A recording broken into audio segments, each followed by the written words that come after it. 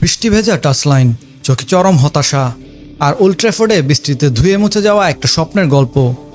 ডাগআউটে নিশ্চুপ দাঁড়িয়ে Ruben Amorim, Manchester ইউনাইটেডের মতো একটা জায়ান্ট ক্লাব যাদের ইতিহাসে আছে বিশ্বজয়ের গল্প,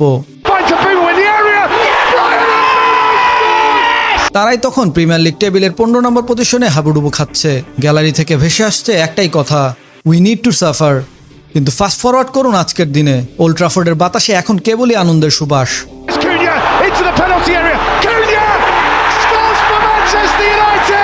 চ্যাম্পিয়ন্স লিগের টিকিট কনফার্ম, নতুন সাইনিংয়ের ঝিলিক, একাডেমি থেকে উঠে আসছে তরুণ তারকার ঝলক।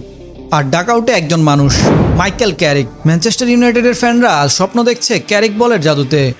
মাত্র কয়েক মাসের ব্যবধানে গল্পটা কিভাবে এত বদলে গেল। একটা দল যারা 4th ডিভিশন ক্লাবের কাছেও হেরেছিল, তারাই কিভাবে ইউরোপের বড় বড় দলগুলোকে হারিয়ে টপ 4-এ জায়গা করে নিল। তাহলে ক্যারিকের ক্ষেত্রে পার্থক্যটা কোথায়? এটা কি সত্যিই কোনো পার্মানেন্ট পরিবর্তন, নাকি আরেকটা সাময়িক আবেগের ঢেউ? 2025-26 সিজনের শুরুটা ম্যানচেস্টার ইউনাইটেডের জন্য ছিল একদমই নাইটমেয়ার। রুবেন আমোরিম তার ফরমেশন নিয়ে এতটাই জেদি ছিলেন যে ক্লাবের কোনো প্লেয়ারই তাদের স্বাভাবিক পারফরমেন্স দিতে পারছিল না। তিনি তার 3-4-3 আর 3-4-2-1 ফরমেশনে অটুট ছিলেন।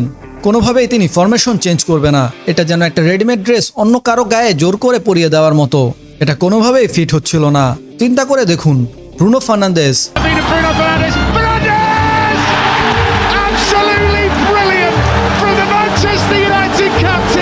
যিনি প্রিমিয়ার লিগের অন্যতম সেরা অ্যাটাকিং মিডফিল্ডার, তাকে খেলানো হচ্ছিল 3-ম্যান ব্যাকলাইনের সামনে।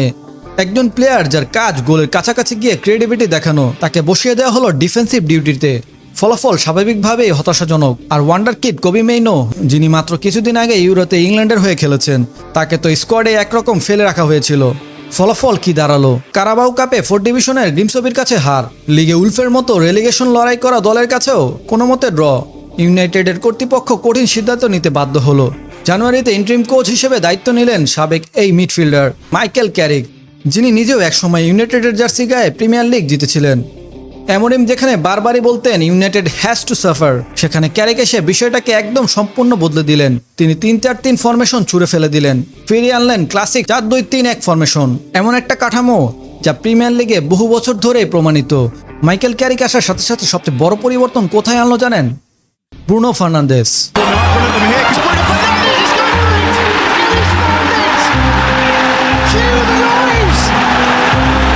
অ্যামোরিমের অধীনে যিনি ডিফেন্সের সামনে হাঁসপাস খাচ্ছিলেন, বল পাওয়ার জন্য নিজের জোন ছেড়ে নিচে নামতে বাধ্য হচ্ছিলেন, 4-2-3-1 ফরমেশনে তাকে নাম্বার 10-এ খেলানো হলো। রীতিমতো তিনি রূপ নিলেন গোল ও অ্যাসিস্ট মেশিনে। প্রতিটা ম্যাচে যেন তার পারফরমেন্সে নতুন মাত্রা যোগ হচ্ছিল। আর কবি মেইনো,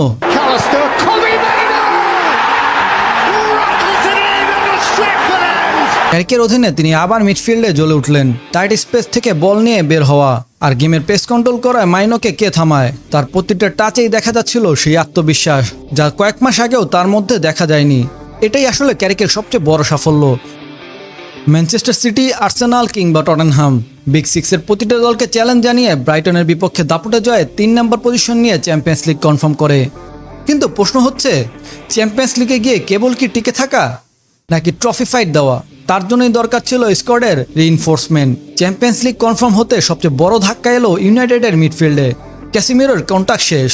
অন্যদিকে বিশ্বকাপ খেলতে গিয়ে চটে পড়লেন ম্যানুয়েল উগার্টি। এই পরিস্থিতি যে কোনো দলের জন্যই একটা বড় সংকট, বিশেষ করে যখন সামনে চ্যাম্পিয়ন্স লিগের মতো কঠিন প্রতিযোগিতা অপেক্ষা করছে। ঠিক এই জায়গায় ম্যানচেস্টার ইউনাইটেডের রিক্রুটমেন্ট টিম এবং জেসন উইলকোস্ট মাস্টার স্ট্রোক খেললেন। তারা ব্যাক টু ব্যাক 2টি দুর্দান্ত সাইনিং সম্পন্ন করলেন, অ্যান্ড্রো সান্তোস এবং টেলেম্যান্স। অ্যান্ড্রো সান্তোস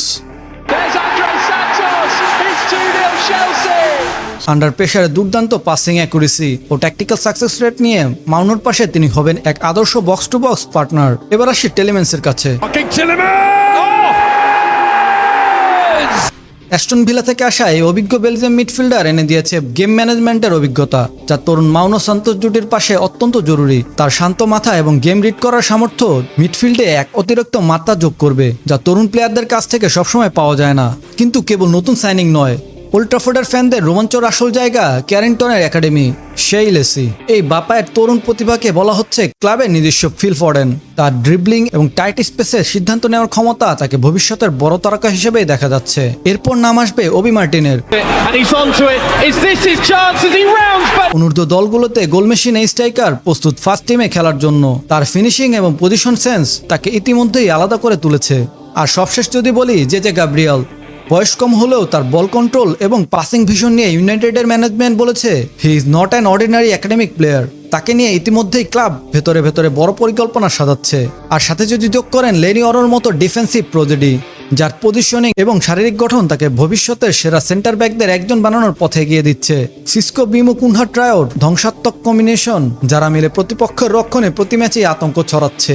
ক্যারিকের কাছে এখন এক অবিশ্বাস্য স্কোয়াড ডেপ, এমন স্কোয়াড ডেপ যা একই সাথে প্রিমিয়ার লিগ, চ্যাম্পিয়ন্স লিগ এবং কাপ প্রতিযোগিতায় লড়াই করার সামর্থ্য রাখে। এই সবকিছু মিলিয়ে বলা যায় ইউনাইটেড এখন শুধু বর্তমান নিয়েই ভাবছে না, বরং ভবিষ্যতের জন্য একটা মজবুত ভিত তৈরি করছে। ইনজুরি, ফর্মের পতন, প্রতিপক্ষের নতুন কৌশল, এসব চ্যালেঞ্জ সবসময় সামনে আসবে। তাই আসল পরীক্ষা এখনো বাকি। ক্যারিক কি পারবে ম্যানচেস্টার ইউনাইটেডকে দীর্ঘ প্রতীক্ষার পর একটা বড় ট্রফি এনে দিতে, নাকি এটাও শেষমেশ স্বল্পস্থায়ী সাফল্যের গল্প হয়েই থাকবে? কমেন্টে আপনার মতামত জানান। ফুটবলের এই ধরনের ডকুমেন্টারি ভিডিও পেতে ইউটিউবে আমাদের সাবস্ক্রাইব করুন এবং ফলো করুন আমাদের ফেসবুক পেজ।